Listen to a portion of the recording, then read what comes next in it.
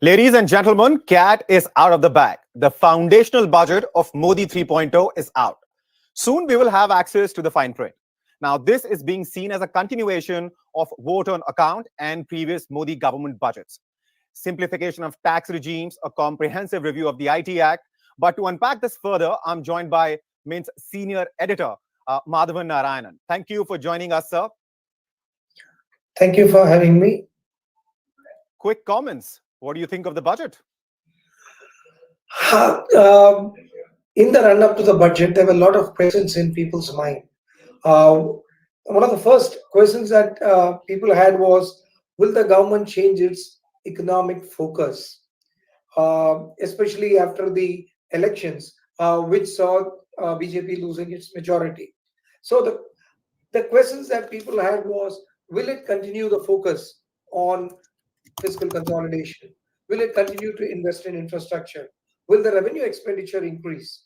Will it become more populist and spend more money on giveaways? And so some of those questions were there. And there were also the other things that the government should be doing.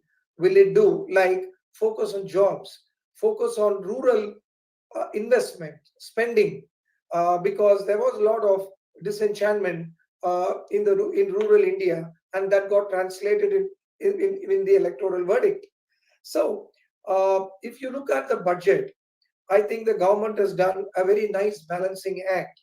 One, it has sent out a very clear signal that fiscal consolidation is something that it is not going to compromise at all. In fact, it has accelerated the fiscal glide path. Instead of a 5.1% fiscal deficit, it has gone ahead and announced that for FY25 it will be 4.9%, which is a very strong signal that has been sent out. Yes, it seems to have largely benefited from the RBI's dividend bonanza, and they have made full use of it. That's one. Secondly, the focus on jobs has come back with full vigor. The government has announced a lot of schemes which will be costing as much as 2 lakh crore or 2 trillion when it comes to increasing jobs, skilling people, and ensuring that the youngsters who come into the job market are gainfully employed. I think that is a very big thing that had to be done, and this time the government has really embraced that in a big way. The second important thing is the rural spending.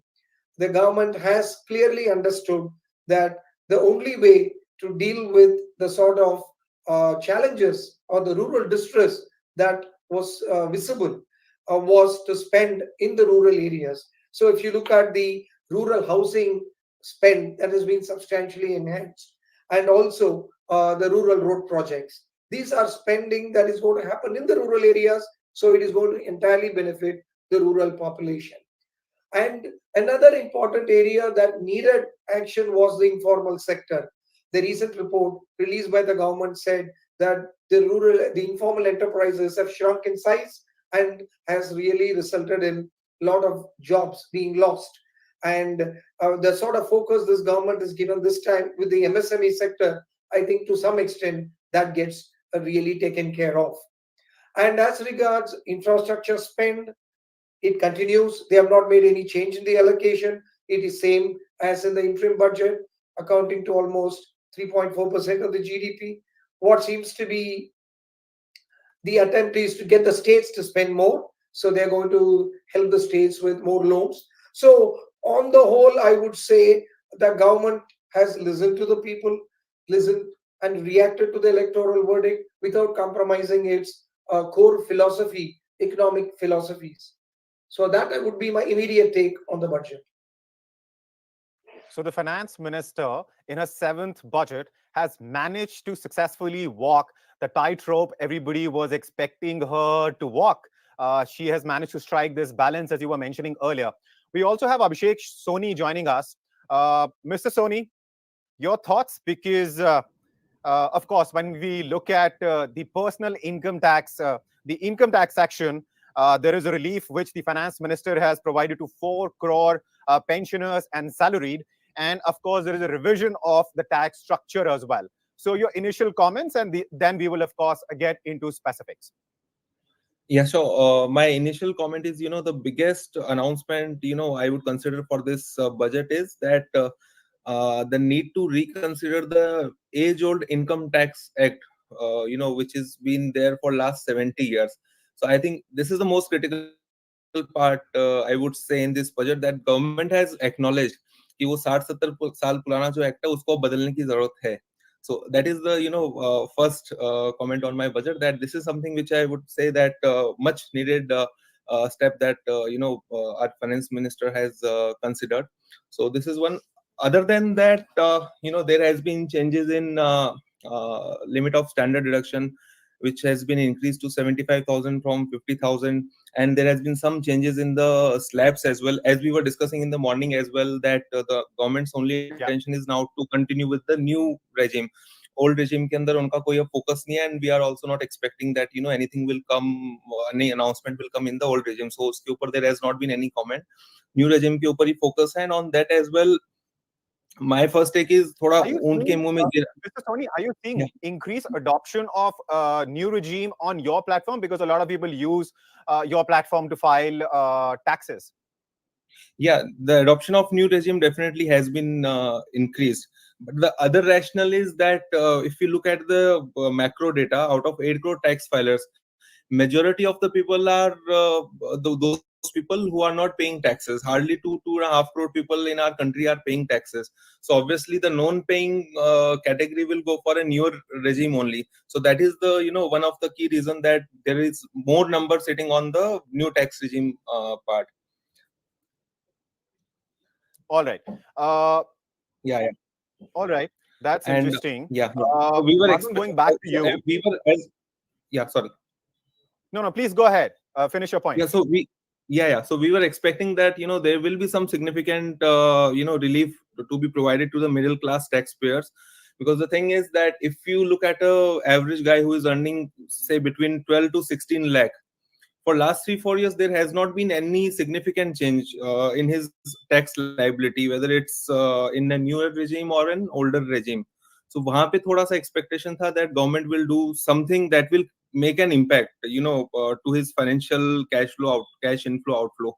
There has not been any significant change into that thing, so that we were expecting.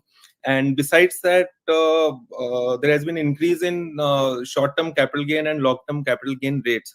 Short term capital gain was fine कि ठीक है, government का objective भी है कि long term they want people to invest for a longer term, but there also in long term capital gain rate has been increased to 10 to 12.5%. So that is a little bit discouraging as well. इतना तो अब अगर आप एक holistic view बनाओ, if I am a salaried employee, 20-22 lakh मेरा salary है, उतना मैंने हो सकता है नहीं बचाया होगा स्लैब के चेंजेस से, जितना मेरा यहाँ हो सकता है कैपिटल गेन में आउट को बढ़ गया होगा.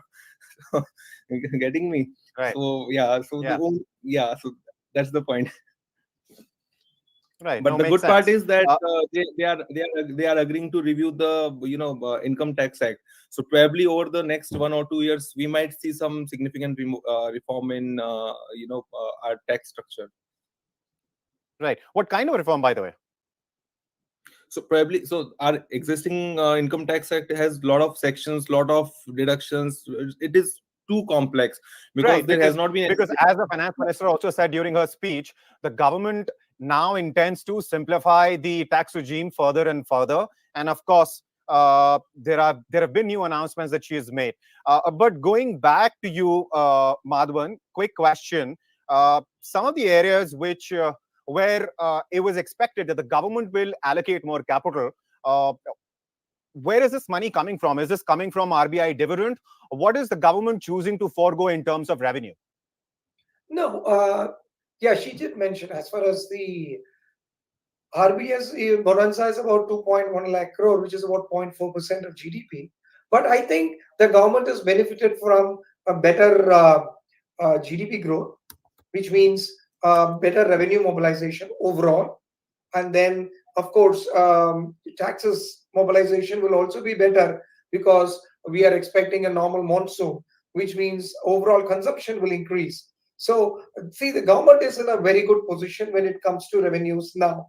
And of course, the RBI's dividend also helped. And I think we have to really look at the fine print now to really understand where the allocations have been and where has it been reduced to really answer the question very, comprehensively. But I think government really did not have too much of issues on the revenue side. They were sitting pretty, and their the nominal rate of growth that they have assumed last time was about 11%, was very comfortable, and it was easy to achieve. So there was never an issue, I think, on the revenue side. And what was people really looking at is how the government will spend, and I think that has become clear in terms of the focus areas. Right. And what about the consumption problem? It's been especially tricky to increase consumption, especially at the bottom of the pyramid. And also, the Indian GDP is largely based on private consumption. Do you think this kind of a budget will give it a spur?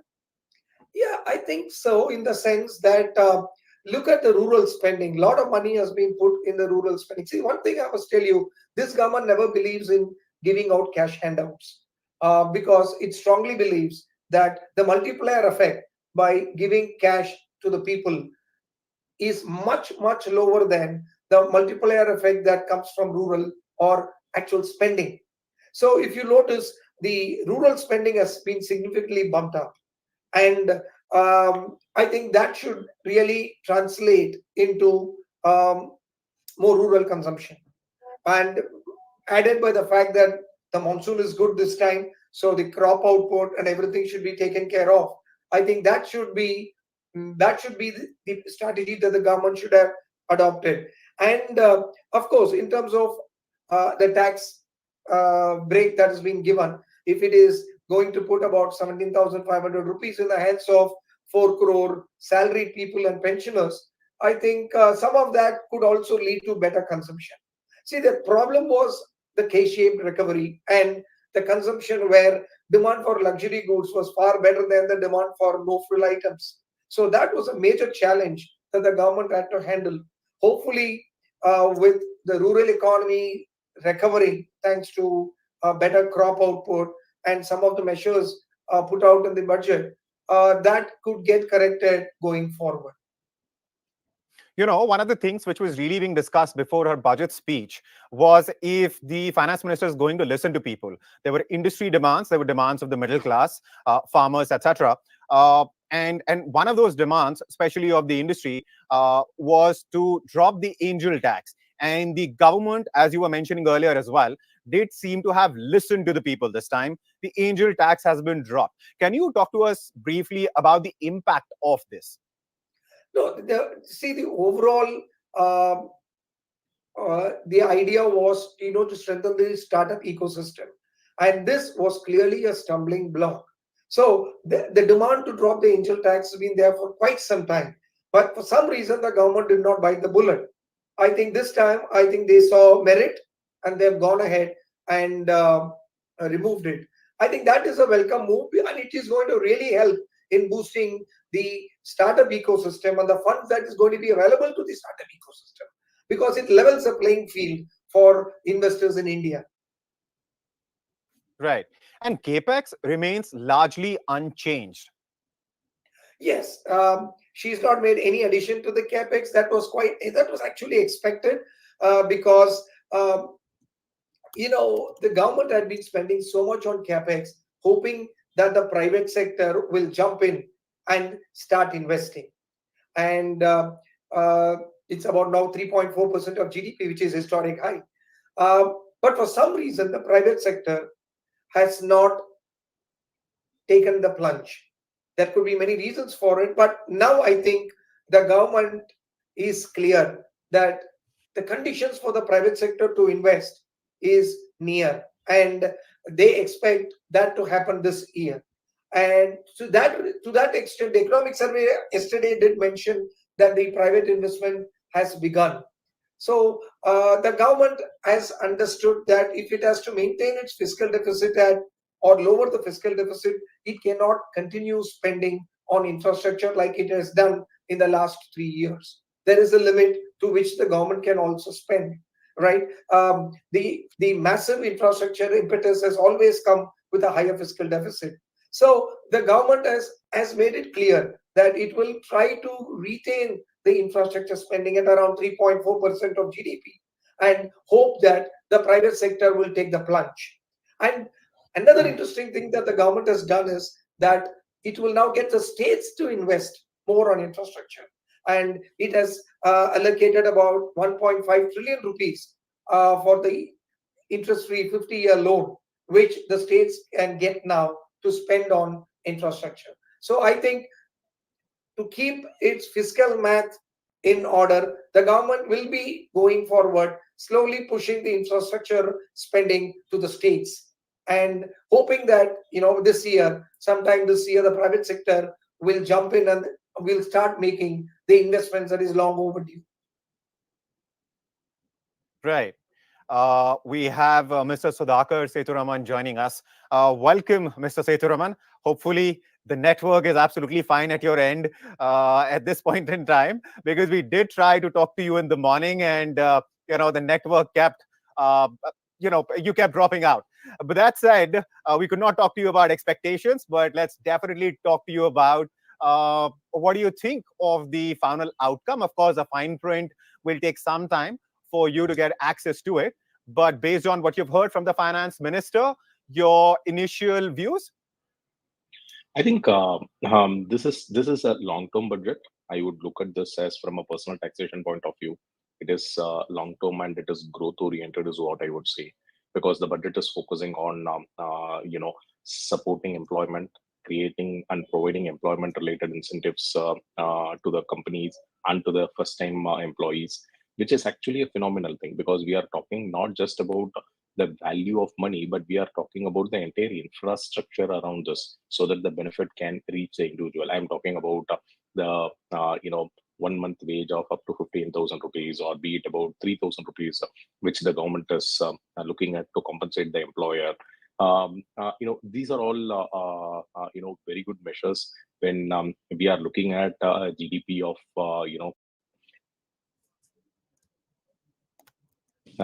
these measures are definitely required to gear up the employment sector in India.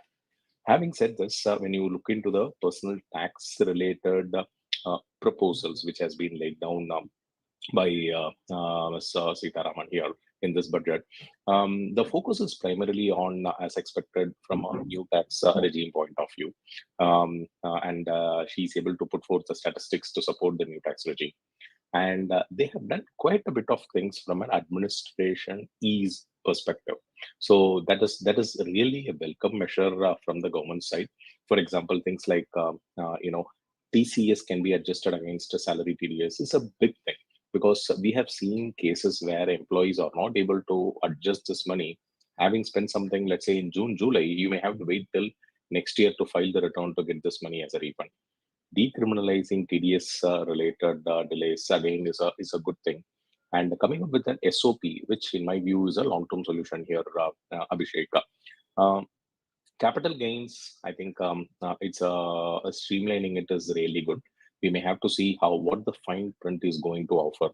While the increasing the deduction limit from 1 lakh to 1,25,000 is pretty small, but at least you cannot be asking more, especially where they are looking at a rate optimization. But they have done this very cleverly, is what I would say, that because when you look into this 10 to 12.5 percentage, it is not that they are attracting and taxing the case or situation where the transactions are more. So in a way, the government is able to reduce the rate on on one side, and on the other side, with an increased volume, they will be able to neutralize the impact of revenue loss on account of rate reduction. NPS is again a welcome measure. There are two references as NPS. One is on the tax side, where they mentioned about a 14% reduction, from 10 to 14% reduction to the employees, and on the Right. other side, right, where minor children can be a part of this NPS scheme, which again is more future centric. The welcome measure, which I appreciate in this entire budget, is that foreign assets reporting, missing to report a foreign asset up to 20 lakhs. especially in the case of ESOPs or overseas social security, is a great thing. Practically, we have seen umpteen cases where Black Money Act is initiated by the government just because somebody went to US and had the social security account still open out there, right? So last but not the least is the rate structure part of it. Again, as expected, it is done in the new tax regime. It is just some max around 3 to 7 and not from 3 to 2.5 and 6 and those kind of things. We are looking at a subtle saving of around 17,500 rupees. But again, I'll tell you, this is going to be impactful for people up to a particular income level, where, let's say 20, 22 lakhs, this is going to be of a great savings to them. But when it looked to the higher income group, this impact from the new tax regime, the proposals may not have a significant impact. Any specific questions around this? Maybe I thought I can I'll give a want to quick come back overview. to you as far as capital gains is concerned, but I want to go back to Madhavan and quickly talk to him about, one of the important things was, of course, the supply side stimulus. And finally, the finance minister did address that issue. So talk to us a little bit about that aspect of the budget, Madhavan, if you could. See, this government had strongly believed that demand side support was something that's has a better multiplier effect on the economy than supply side stimulus. The reasons are simple, because if you give money to the people, people may either spend or they may save. So, but if the government is going to spend, Or they might the invest them benefit, in mutual funds, in which case, the authorities will start worrying about the fact that people are not using FDs like they used to, and banks are running out of money, right?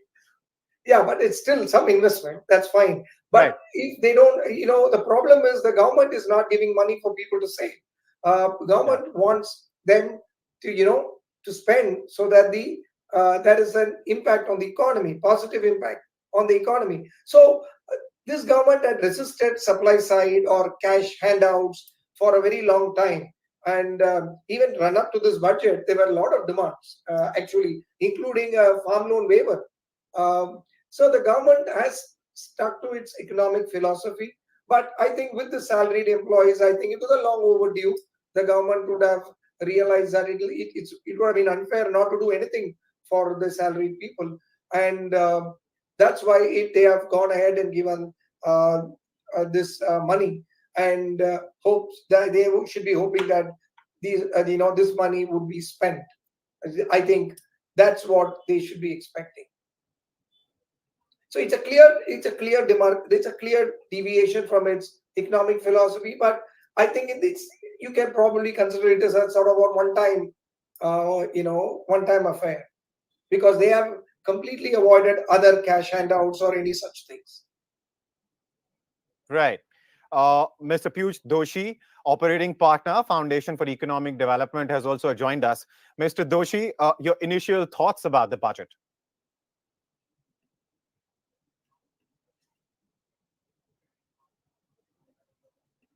Mr. Doshi, I think you're on mute. You might want to check the unmute button and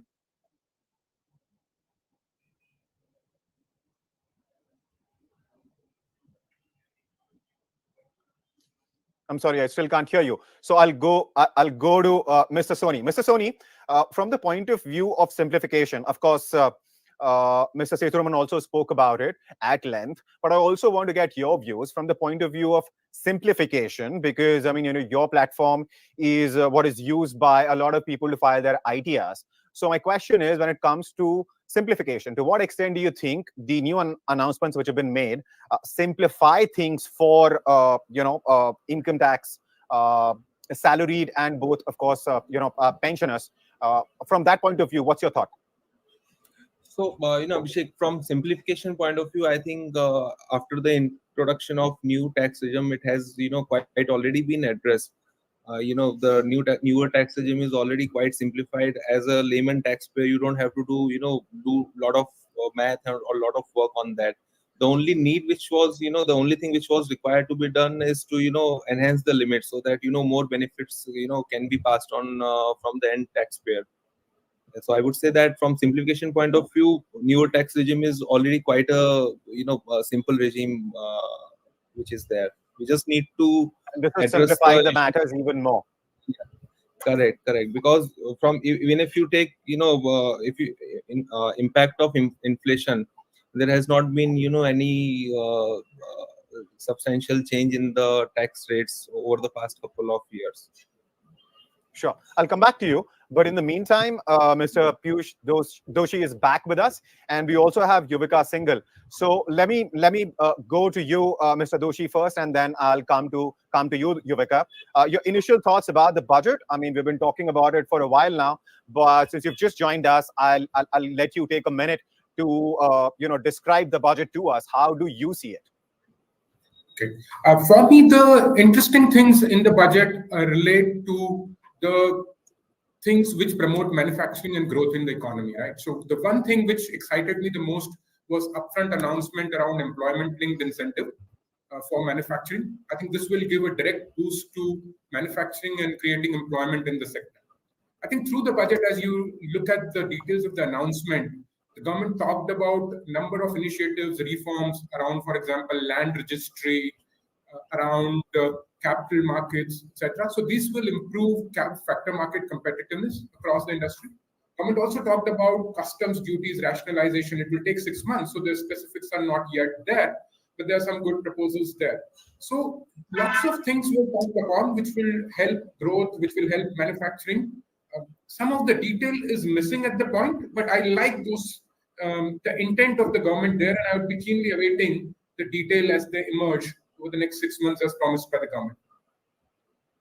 Right. Yuvika, your initial thoughts?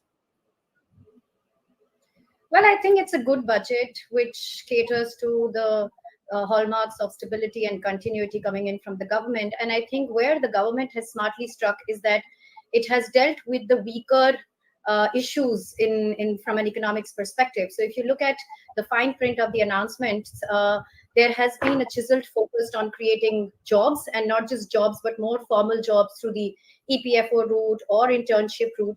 While the capex spending target did remain unchanged, but I think we need to see it from the perspective that the base of the capex has already grown in the last 4 to 5 years. So even when the target remains unchanged, we are still looking at a very strong capex thrust continuing to maintain in the economy. In addition to this, there were small SOPs for the salaried income class. There was a lot of chatter about it, how inflation has hit the hardest those who are at the lower end of the income spectrum. So there has been some relief that the government has been able to offer. In addition to this, I don't see the budget being overly populistic in any sense. So if you see, there is some kind of a tacit understanding that the rural economy will bounce back this year, largely premised on a normal monsoon outcome. So you do not see a lot of rural or agri-oriented big schemes, but the focus has largely been on formal job creation, manufacturing to some extent, MSMEs providing them support. And I think that has been the entire spiel of the government, that focus where there are genuine weaknesses in the economy, let the other sectors where they have been doing well impart a sense of continuity.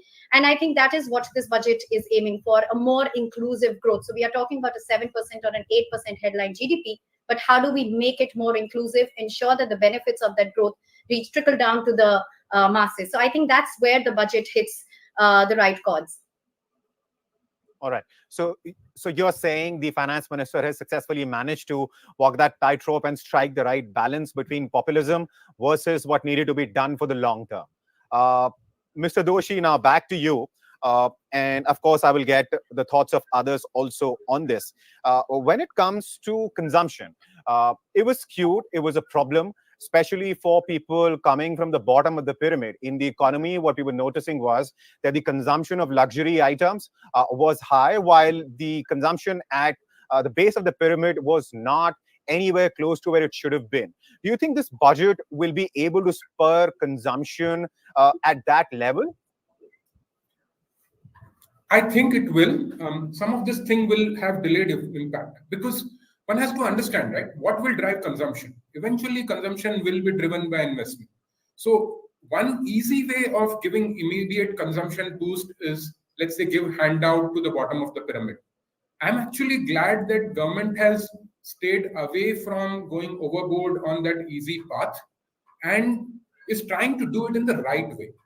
So if our manufacturing sector grows, if jobs are created, then that will be money in the hands of the people, and that would be productive money. And once that money comes in, and as I said, it won't happen overnight, it might take at least 6 to 12 months, investment coming in, jobs getting created. But once that happens, we will see real and sustainable boom in consumption. Otherwise, we will see a consumption boom driven, then it will lead to inflation, and we will be back to square one. So the other point I wanted to make was that actually one of the key things which got missed is very strong commitment to keeping the fiscal deficit under target. So it's now already under 5% and commitment to bringing it under 4%. I think that's a fantastic thing because it will reduce the cost of capital for our industry. Government constantly crowds out capital and industry has to pay a premium. Reducing cost of capital for the industry will mean that there will be an investment incentive. And again, that will lead to jobs. So to your answer, short answer to your question, yes, it will, but it will take some time. But that's the right thing. All right. Yuvika, quickly to you, please address this question as well before I go to Mr. Sethuraman and talk a little bit about capital gains taxation. So I do agree with the points that were raised by Mr. Doshi, that consumption per se needs to be looked from two perspectives. One, that while the government could have gone all out to give more impetus to consumption, either through direct income transfers or through greater tax ops to salaried individuals, or also because they this time around did have the fiscal bonanza coming in from the RBI dividend, but they have stopped short of doing it because it makes logical macroeconomic sense, because any kind of direct impetus you give to consumption through higher income transfers or any of that sort will have inflationary repercussions in the economy. So the better way to do, to push consumption is through the investment channel, which might be a little longer. But when you start investing in infrastructure, you create jobs and you give a push to incomes and consumption. So it might have a slightly longer gestation period, but by doing this, you create not only jobs, but also assets in the economy, and it turns out to be non-inflationary. Having said so, I think what is extremely important from a jobs perspective, though the government has tried to get in the private sector in a much more meaningful way, but what they need to also understand that the private capex cycle, though has seen recovery, but continues to still remain fairly anemic compared to historical standards, and it's yet not broad-based. And if you would go back and look at the commentary from the economic survey that was tabled yesterday, there is one very strong and interesting point that the chief economic advisor makes, and he says that job creation or jobs is mainly a task that is seen in the private sector. So if you look at the government spending and capex, it's largely limited to three sectors in the economy: roads, railways, and defense. You are spending to create infra, but you might be able to not create as many jobs because you're highly concentrated in your spending. What we need is a private sector turnaround, a more meaningful turnaround in capex, which is more broad-based, to bring in greater jobs and thus give that logical impetus to income and consumption in the economy. So that is what I think they're striving for. Right. Now, Mr. Sethuraman, let me come back to you and talk to you a little bit about capital gains taxation. You did, talk about it briefly in your first response. But the long-term gains on financial and non-financial assets will attract a tax rate of 12.5%. Short-term gains on certain financial assets will attract a tax rate of 20%. And the exemption limit for capital gains on certain financial assets has been increased to 1.25 lakhs per year, which is not much of a difference. So what kind of impact is the government expecting from these tiny changes? Or help us understand the scope of the impact, after this change?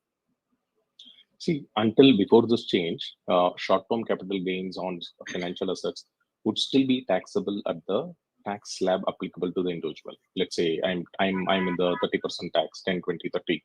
It will be included along with that income, and the tax slab will apply. But now the government has introduced a scheme wherein it is going to be taxed at 20%, which is a flat rate of tax. So on short-term capital gain from certain financial assets, there is going to be a savings insofar as people who are investing is concerned, right? This is going to be the first impact. when you look into long-term capital gains, right? Typically, they were subject to a special rate of tax of 10%. But now the government is increasing that from 10 to 12.5 as a part of this budget. They are also extending the limit for deduction from 1 lakh to lakh and 25,000. Mind you, these things might sound small, but the significant impact is there are changes to security transaction tax where it is going to increasing slightly. So net to net, what is going to happen is that there may not be a significant um, what do you call um, uh, savings which will happen to people who are investing here.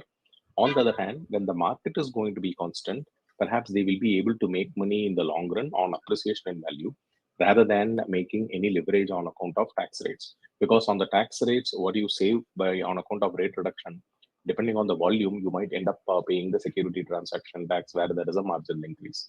So neck to neck, there is going to be a slight outflow, but in the long run, if you keep invested, then the inflow could be high, is what the government's intention seems to be. Right. And before we move on to other topics, start talking about PLIs, etc.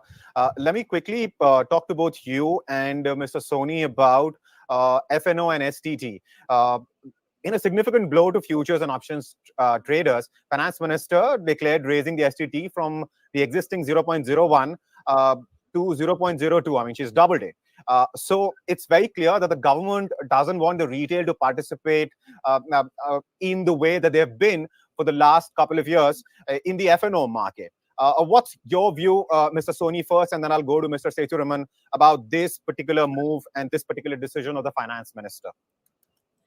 Yeah, so Abhishek, we have been hearing about this for past, couple of months from, finance minister itself that, there has been, a burden on the small scale investors. They were losing like a lot of money. So the government's intent is very clear that they want to protect interest of these small investors who are losing money in the market and, to tax the large scale investors. So I don't see any, demerit in this, particularly because it is very critical that we protect the interests of all the small investors, who are investing money in the market. And on the part of government, I think they are doing a fair job, by taking all these steps which can protect the interests of the small investors. Right. I think Mr. Sethuraman? Abhishek, in my view, it is more to bring in equilibrium. Between the larger investors and the smaller investors, because today more than the shares and debentures, the futures and options tradings are increased substantially, and the revenue it is able to generate is significant. So the government needs fuel to run the economy in the form of taxes, and increasing the STT from 0.01 to 0.02 would justify this. Again, as I said, given the long-term principles which has been outlined by the government in this budget and the mechanism with which they are going to implement this might cause a temporary outflow from a large investor point of view. But in the long run, this is going to benefit them because we are looking at an appreciation in value, and the return is going to be higher in future. So I'll just, add one small point as well, Abhishek, in continuation to what Sethuramanji has said, that, what I feel is that more than squeezing out of the existing tax base, what we need to do as a country is to think that how we can expand the number of taxpayers in our country. But the burden is on a very handful people right now who are paying taxes. Obviously, the government's objective is to enhance the tax collection, which is fairly right, because they also have to run the country, and their focus should also will be there to enhance the collection of taxes.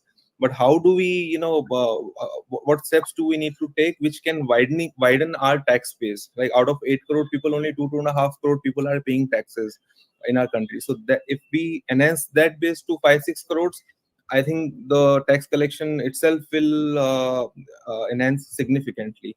So I think that should be the area which should be prioritized compared to what we can squeeze out of the existing base that we have in our hand. Right. Yuvika, quick question to you. One of the things which was being discussed before the budget was so long as the finance minister does not do anything dramatic, this is going to be a good budget. And people were satisfied with that. And I was just going through my Twitter feed right now, and a lot of people are already calling it a status quo budget with a renewed emphasis on job creation. Do you agree with that assessment?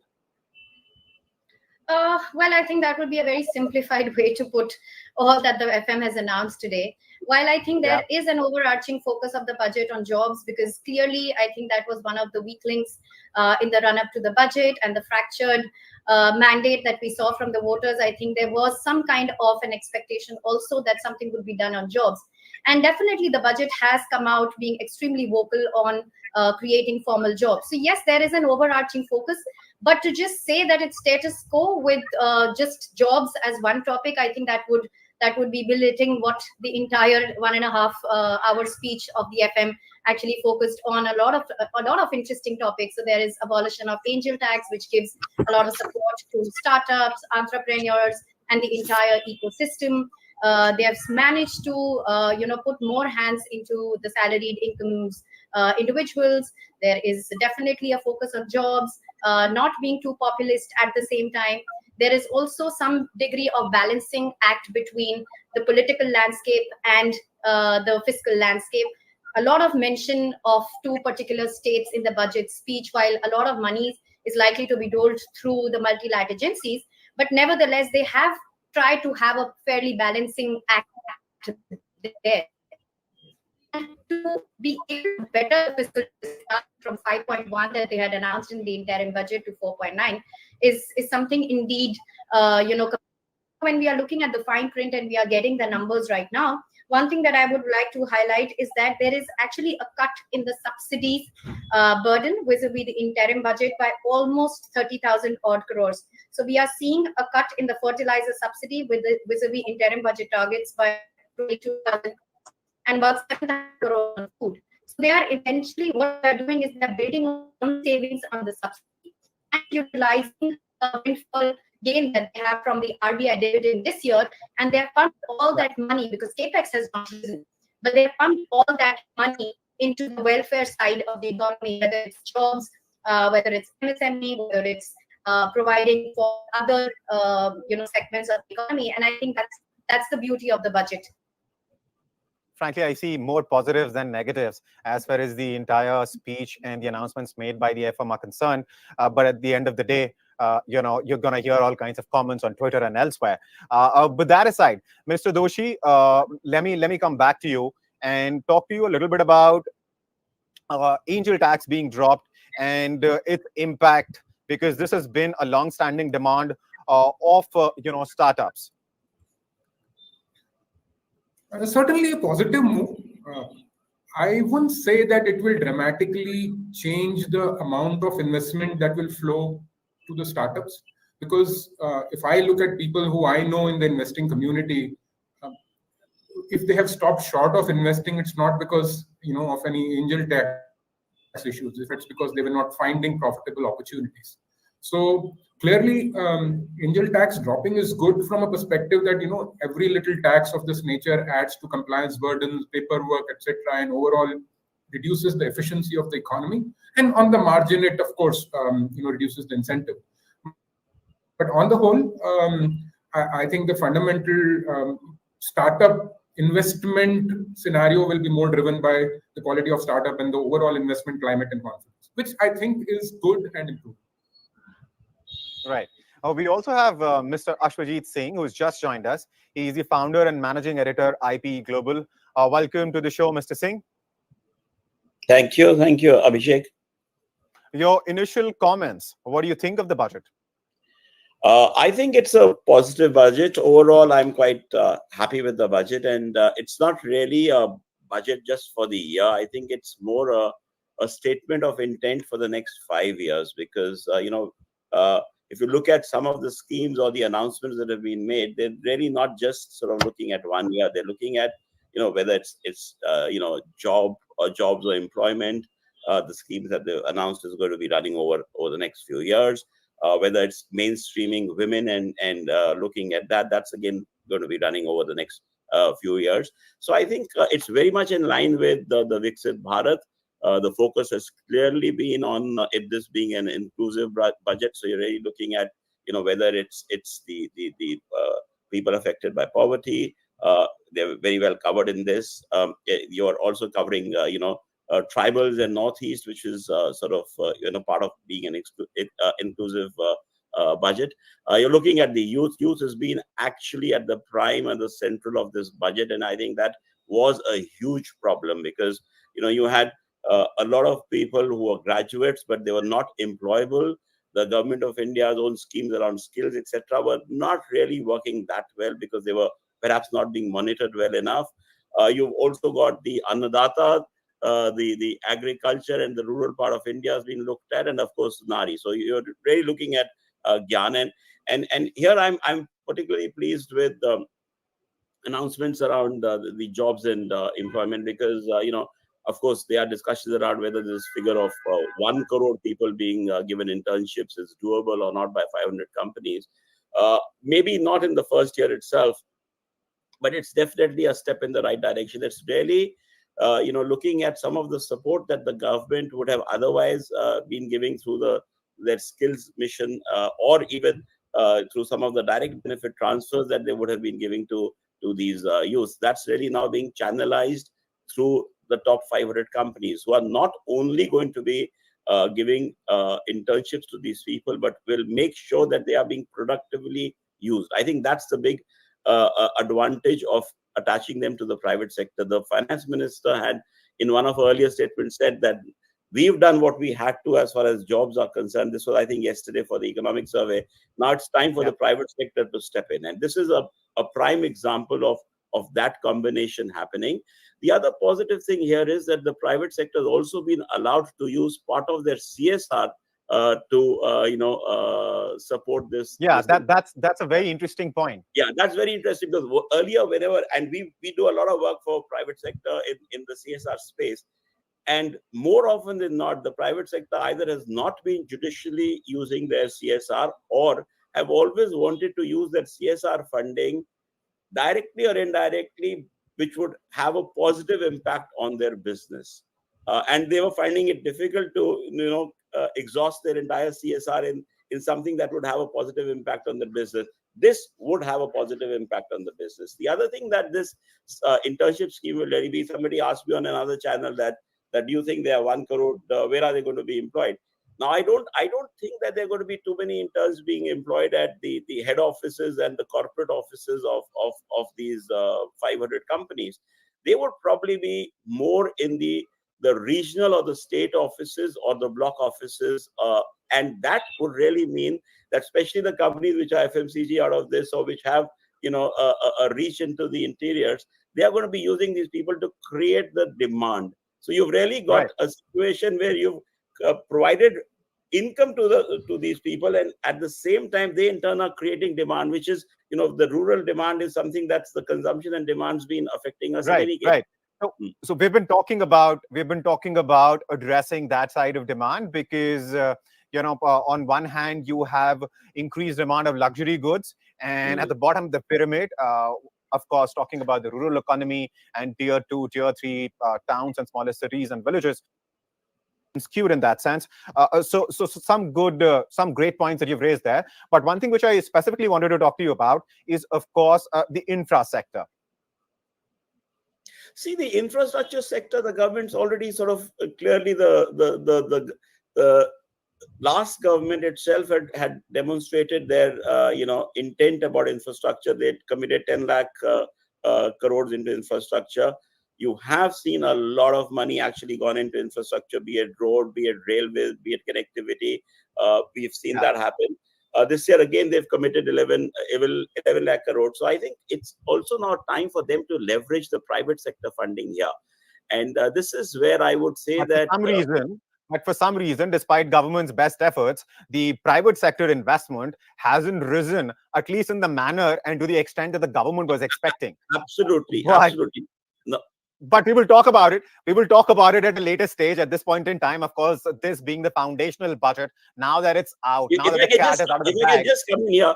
The finance minister in 2022 spoke about blended finance as a concept for getting in private sector investment. Not much has happened since then. So I think it's time for them to really revisit blended finance, because to me, that will be a combination of the government as well as private sector and banking money coming in. A lot of that could go into infrastructure. A lot of that could go into innovation, be it climate, health, or agri. All right. All right. Now, to wrap this up, let me ask all of you here, one after another. Let me start with Mr. Doshi, and then, of course, I'll go to Mr. Soni. What kind of a budget has it been? And out of 5, what's the rating that you're going to give to this budget? Mr. Doshi, let's start with you. I think overall it's a good budget in terms of intent and direction. I would give it 4 on 5. 4 on 5 because it touches upon all the things that are going to impact the direction of our economy. It talks about structural reforms. It talks about all the factors of production ranging from land, labor, capital, infrastructure, power, and it keeps on the path of fiscal consolidation. I would deduct that 1 point for not being bold enough on some of the more difficult things. So there is no, for example, intent on labor reforms, which is an urgent need for labor-intensive manufacturing. On the customs duties reduction, there are some cosmetic announcements around electronics and phone, but it's largely been pushed out in the future. Currently, there is no meaningful rationalization of duties on input. So a couple of the factors of reduction will remain tough. But at least the government has talked about them, and therefore we can see the intent, waiting for the details. So 4 on 5. All right. Mr. Soni, your comments. But before that, actually, I have one more question for you. And that is, can people, because of course, this is the month when most of the people are filing their ideas. Now that the finance minister has announced certain new measures, can the people now opt for new regime? People who especially had opted for old regime before the announcements being made by the finance minister in the parliament today? Yeah, certainly at the time of filing your tax return, you can opt for the new tax regime. That there's no challenge. Right. But those who have already filed, what do they do now if they want to make the switch? So all the changes that has been announced today in the budget, these will be applicable for the current financial year, which is 24-25, and the tax returns which getting filed is for the previous financial year, 23-24. So any which ways, all these will be effective for this year, in which we are into right now. So we have to take care while filing our tax return for the next July of 25. So at that time we have to consider this new regime or old regime. Right. Yeah. All right. On the budget, yeah. So on the budget, like we were discussing in the morning session, majburi or mazbooti. So or majboor, what kind of a budget? Yes. So my one-liner comment would be, थोड़ी मजबूरी के साथ मजबूत budget है ये. Right. Mr. Singh, your final comments, and of course, how would you rate this budget out of 5? My final comment is that this budget is clearly a budget where it's time for us to move from aspiration to acceleration, from promise to delivery, from policy to partnerships on the ground. So I would give this budget a 4 with a rider. If the announcements are not implemented and you don't get the impact on the ground, then I would make it a 3.5, because the policy announcements are very good. But even in the past, sometimes we've seen, especially when it comes to the centrally sponsored schemes, whether it was skills, whether it was, even some of the others, even Narega, for instance, great scheme. But the assets created under that need to be climate resilient and adding to the productivity of the country. On the other hand, if this is well implemented on the ground, I would give it a 4.5. So I would want to sort of, park that final score for the time being and see on how it's implemented on the ground. Excellent budget for towards the Viksit Bharat. I would have wanted to see some more innovative financing. I mentioned about blended finance. Maybe the social stock exchange needs to be, sort of more activated to try and channelize the CSR funding, which could again go within the government's policy. So some of those things, they're silent on health, but then health had been covered in the interim budget. They were silent on Narega. That had been also covered in the interim budget. I would like to, also try and see more focus. They have announced a lot on energy and climate, but more focus on climate as well as we move along, because that is going to be the single biggest important issue in years to come. All right, gentlemen, thank you for joining us here.